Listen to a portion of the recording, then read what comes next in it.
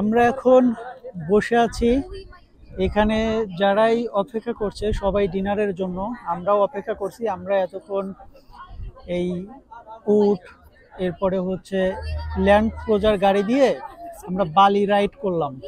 তো এটা একটু রিস্কি ছিল, বাট খুবই এনজয় করেছি। এখন আমরা সবাই ক্লান্ত। এখানে অনেক দেশের দর্শনার্থী আছে। দুবাইয়ের এটা একটা অন্যরকম আকর্ষণ। ডেজার্ট সাফারিতে যারাই আসে এরা সারাদিন রাইড করার পরে এই সন্ধ্যাবেলায় এখানে চলে আসে, সবাই এখানে ডিনার করে।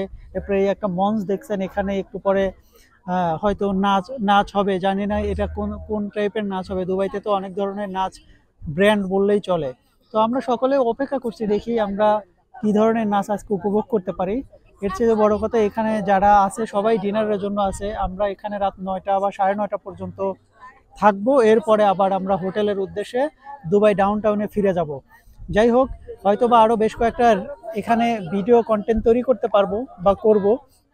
তো জাস্ট আমি আপডেট দেওয়ার চেষ্টা করছি, কারণ যারা হয়তো দুবাইতে আসেন না বা যাদের আসার ওইভাবে সুযোগ নেই, তারা ভিডিওগুলো দেখলেও হয়তো অনেক ইনফরমেশন পাবেন, দুবাই সম্পর্কে জানতে পারবেন। এর আগে আমি যেই দেশগুলো ঘুরেছি, আমি তো ওইভাবে আসলে কখনো কোনো ভিডিও মেকিং করিনি। এই ফার্স্ট টাইম সিদ্ধান্ত নিয়েছি ভিডিওর মাধ্যমে আসলে আমরা কোথায় যাচ্ছি বা একটা দেশের কতগুলো ট্যুরিস্ট স্পট আছে, সেই জায়গাগুলো আসলে কেমন, এই জিনিসগুলো আসলে আমার ফেসবুকের সাথে যারা আছে এদের সাথে শেয়ার করবার জন্য। যাই হোক, ভালো থাকবেন ইনশাল্লাহ।